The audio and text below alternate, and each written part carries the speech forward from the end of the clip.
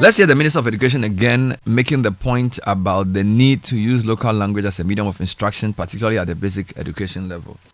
Mr. President, the story is told of a young girl whose teacher somewhere in the Ashanti region went in and was waxing English, teaching at that early stages of development. Then the child told the teacher that, so Mr. President, in line with that and with your authority, I'm directing the Director General of the Ghana Education Service, NS, that from today, teacher use of mother tongue instruction is now compulsory in all Ghanaian schools. The GS is to ensure strict enforcement of this. That child, that Ghanaian child, was not born into an English family, but a proud Asante Akan family, and deserves to learn. This is part of President Mohammed's research agenda. And if you're wondering why they were applauding, well, he was speaking at the launch of the free tertiary education program for persons living with disability, and they were quite happy to hear him say this. Godfred, this is not a new issue. Yes. But the minister said it is now compulsory. So I guess it's always been compulsory. I think the difficulty has been the operationalization of this. So if he says now compulsory, maybe what would look to get clarity on is the structures that have been put in place to enforce the very mandatory nature that he's talking about, because we do know that some the policy said up to at least third grade, some do up to fourth or fifth grade, but most schools abandon that and just start teaching English from the onset anyway. And so the next leg of the conversation, I think we as a country should have, based on what the education minister has said, which I must again say, there's nothing controversial about it. There's a policy on this, although there are different thought processes on the policy in terms of how it is currently being implemented, in terms of the very diverse nature of the country and the several languages, particularly with the materials that are supposed to be used and the teachers who are supposed to teach them. Okay, so if perhaps the ministry can provide an update on what it has done to make this easier, then perhaps, but there are a lot of people who have written quite a few on this. And I think you are about to speak. Let me speak to one of them, Joyce Tewia Mensah. Yes. Doctor? Yes, doctor. Lecturer at University of Cape Coast. He teaches education. Of Basic Education. So, Dr. Tewia Mensah, thanks for joining us. Good morning. Good morning. Thanks. So, first and foremost, does Ghana currently operate a mother tongue policy for basic or early learners? Is that policy being implemented as we speak? Thank you. And before I start, let me say good morning to your cherished listeners. On paper, you would think that they are using it, but in reality, this is not what is happening in our schools. And even the policy that we are operating, if you go into it more, it is not a typical mother tongue. It is a mother tongue-based bilingual medium of instruction. Because if we look at Professor Anamuamese's recommendation, even where we were giving the transitional one, we were giving time.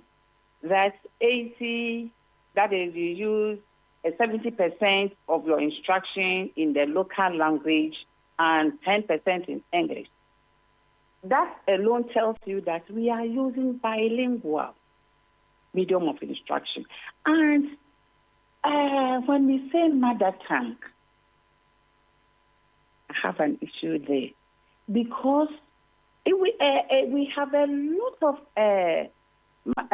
native language or heritage languages in Ghana. But if we say a local language, that one, we can pick the dominant language. But if we just say mother tongue, I think I have a little issue there. So the program itself, or the policy itself, is not what we see in the classroom. You called me because of my research, and that research showed that even some of the classroom teachers thought that the NALAP is gone because they see it as something that has been done and forgotten.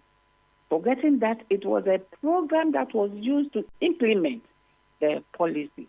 So some teachers are not using them. And parents.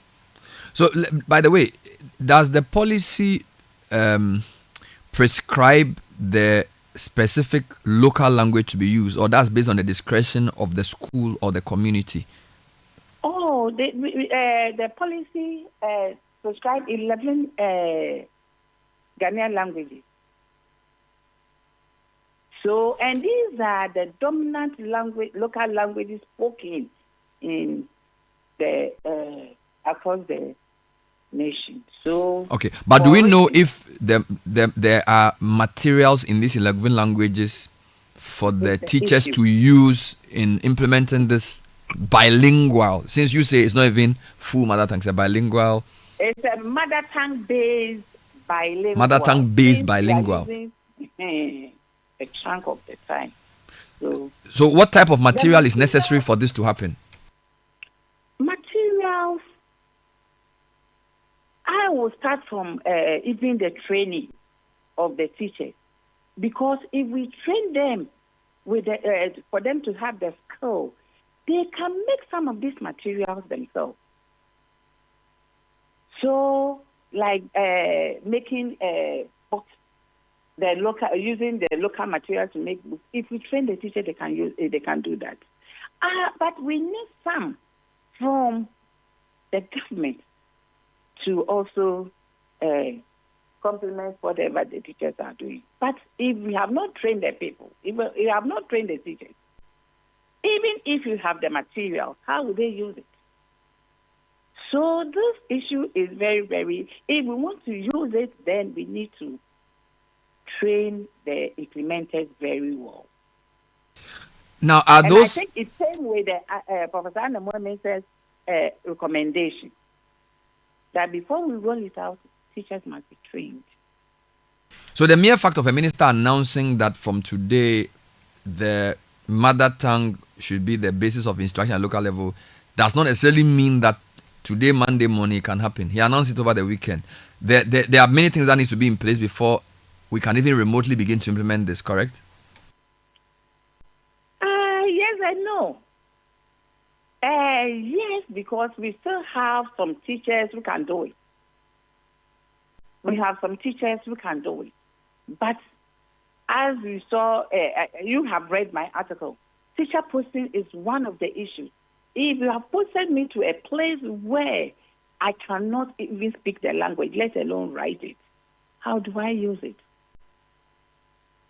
No, because most of the it's even part of what I have just said. Most of the teachers need the skill, the knowledge and the skill. And some don't even understand the concept itself. If you go to especially our early years, because we say the policy says mother tongue, some teachers are speaking only local language with the learners. Others are also speaking only English. So you see that when we train children like this, only English, when they get to class 4 and upward, they will be able to. But let's remember that there are so many concepts that some of them, I'll not say all of them, they don't understand. So it's going to take them years for them to recover that. They say there's a course I teach UCC. The use of Ghanaian language as medium of instruction, and in the course we train the teacher, the pre-service teachers, as to how to use it. And one of the projects is to write a bilingual book, a story, and it's a general course, a core course. So whatever program you are reading, you will read it. So if you are reading math, you will write maybe a concept in a mathematics, a story form that will help the children, the learners understand. But whatever you write in English, you write it equivalent in the Ghanaian language, so that when they read the Ghanaian language or they read the English, you can scaffold them to the other language. But even that, how many teachers do we turn out? So teacher training is a key part of this. My last point has to do with urban-rural differentials.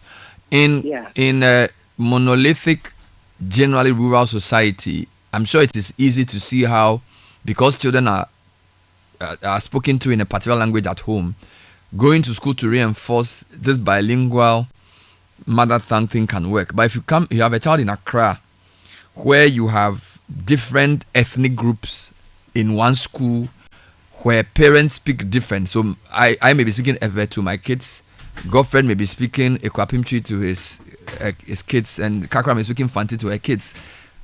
It's almost impossible to have any form of mother tongue in cosmopolitan urban settings.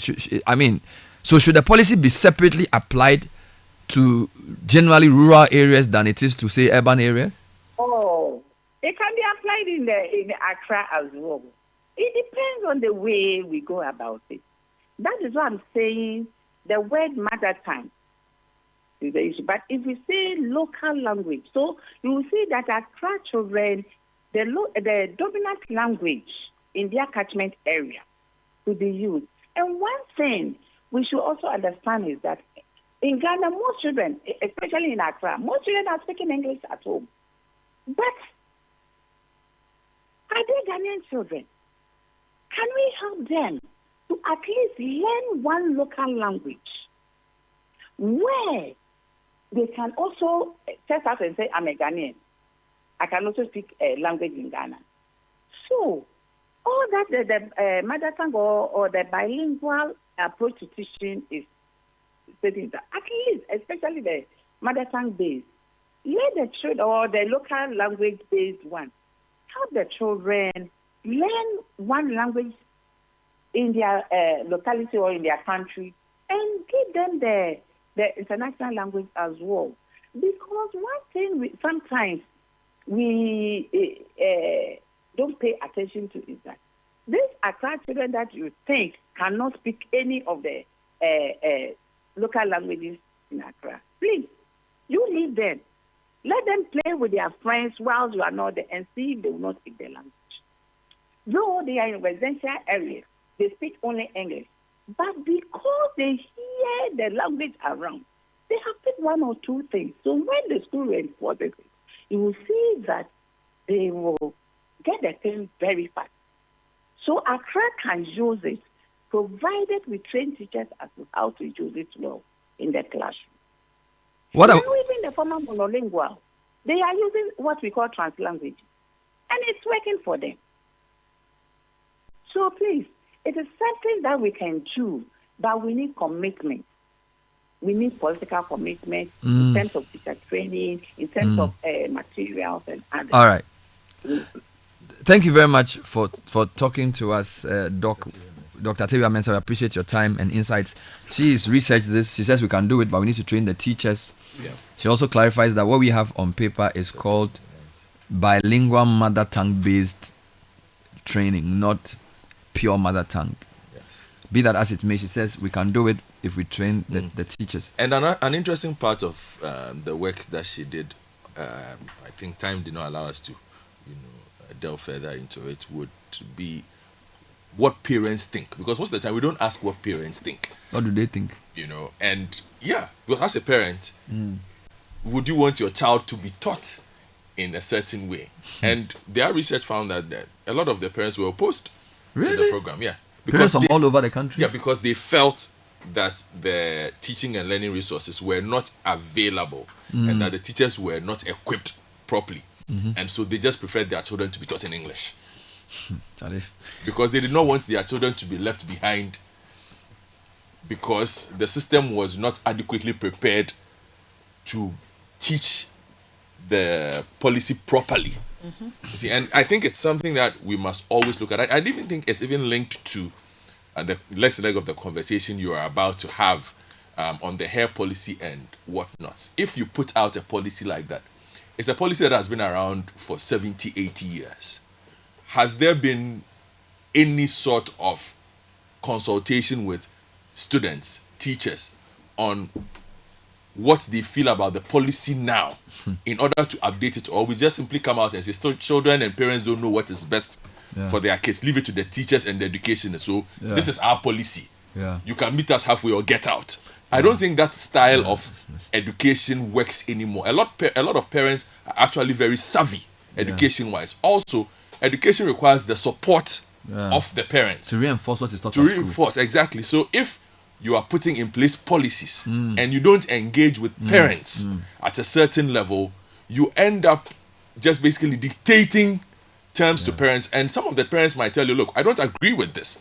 But the response almost always is, well, if you don't agree with it, take your child to a different school. That should not be the kind of engagement that an education policy should have. The other question I have for you is, do we even know why people are not implementing it? Is it because they don't like it, or they don't have the teachers to do it? So it seems to me as if maybe they aren't, as Doctor was saying, we don't have enough teachers with the skill to do it. With the skill sets, yes. So how does a minister come in to say, I am directing that you should do it? How does that solve the problem if you don't have enough teachers? Because I remember there was a discussion about GAN teachers, and we're told that we didn't even have enough GAN teachers in the country. In the country, yes. So if a school says you went to a school in Dansuma, you have to do GAN. Yes.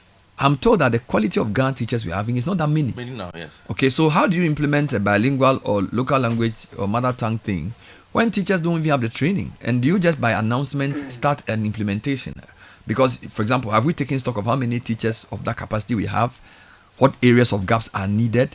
When is the best implementing date? What are the kind of things we need to do to prepare the minds of the teachers? I feel like we are so arbitrary. And because people are happy to say we should start it, I don't think this is all. Yeah, which is what I'm saying, that I hope that once he gave the instruction, everybody was clapping. The next leg of the conversation this week, perhaps at the ministry, at the technical level, the Ghana education level, there is urgency in saying, okay, the minister says we should do this. What are the related activities that need to happen I kind of for this to go on? With what Bernard is saying, such an announcement, the precedent should have been the consultations, the groundwork before such an announcement is made.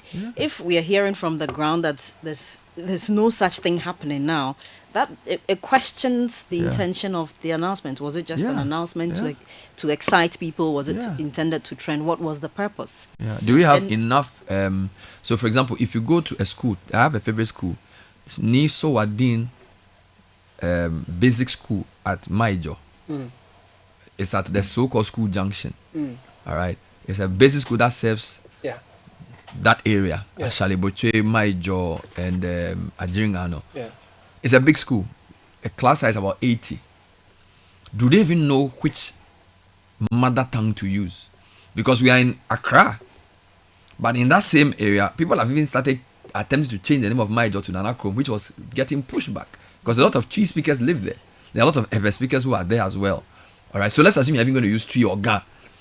Have parents been prepared? Because some parents will say, we don't like this. Why are you teaching my child? So as Godfrey is saying, I feel like, announcing policies to make people happy is not enough. We want some, if we had been told we have 6,000 teachers proficient in 2 or 3 languages, and this is the distribution of these teachers, and so we feel like our training colleges in the next 6 months can train more and we can evenly distribute them, then these are the guidelines for choosing which mother tongue to use, and these are the subject areas that you should use them. These are the agreed expressions to use. You got it. Like the truth is, there's a lot of detailed work, and you see, some people say, why are we discussing language when people are developing? Language is part of development. If you don't get language of instruction right, you can never develop. So I disagree with those who say this is not an important topic. It's actually a very important topic. Don't forget, I interviewed somebody last month and a half on constitutional reform, and he says one of the things we should do for ourselves is to create a national language that incorporates all the other languages. Every country that has developed has found a way around the language question. We have not. So I don't think we should be emotive about it. There are 11 languages that are written and studied. Do we say for every area we'll do English and that language together, so that at least by the time somebody reaches university, he's proficient in at least 2 languages? Do you get it? Should we have, because you can't say we should choose one person's language as your national language. Should you have discussions? I've had somebody say he's spoken to some 52 linguists who have come together to create a suggested national language which inculcate the best of all our words We have to grapple with that question. So the language is a very critical question for national development, and I feel like we are not doing justice to it by just announcing it.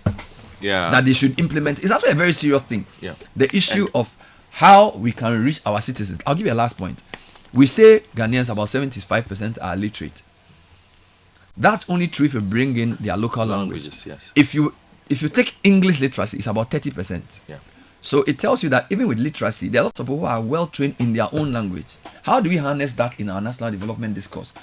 I think the Minister of Education, as Godfrey is saying, must provide more modalities for the implementation of this. The GS must issue directives, and we must also know whether the teachers are available already enough to do these teachings. Yeah. And if you can read a couple of comments on this before I move I want to us to put everything together so that we okay. don't separate, And look, in addition to that, there are other things that the minister also needs to look at. Sometimes making these announcements are grand, but look, there are deep-seated issues in education. Yeah. That Caleb. really require his attention. Look, somebody sent me a copy of a textbook, and I like talking about textbooks. And the book, I think, is supposed to teach character forming, the whole conversation about morality and ethics. But one, the poor grammar that is being used in this book. Two, the style of the appropriateness of the storytelling to teach 7-year-olds, as sent to me by a parent. If I decide to read this thing on radio this morning, a lot of parents will be upset. We can do that tomorrow. I'll do that tomorrow, but there are big problems that he also needs to pay attention to. Not forgetting the other ones like. So, for example, if you go to basic schools, Send Ghana has done a report, and then when you look at our funding gap for the sector alone, we have a 3.5 billion Ghana CD funding gap for just basic annual.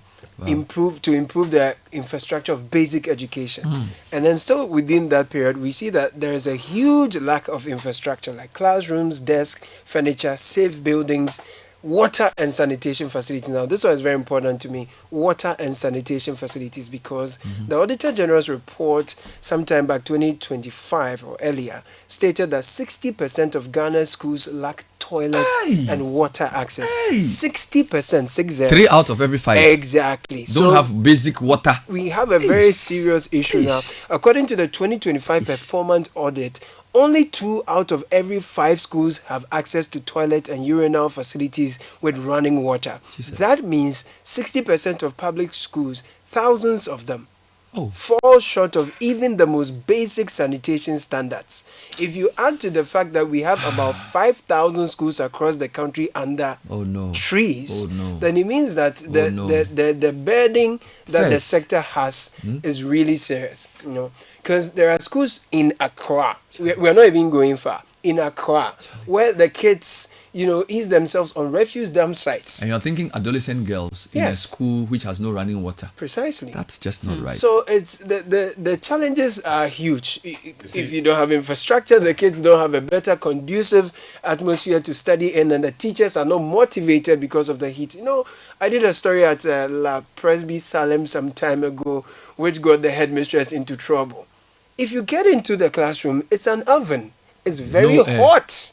There's no proper ventilation. The desk is not good. The doors are not properly locked, so there's no cupboard. People can come and steal their books. And they're even defecating in their classrooms. And they're having to deal with all of that. Plus heat, and the teachers are not motivated. Is a bad issue. If you go to Alogboshi Basic School, this is behind Achimota School, the headmistress has been speaking to me because they need a computer lab, for example. But I'm like, they need computers. That's what she asked for. I should help her get computers.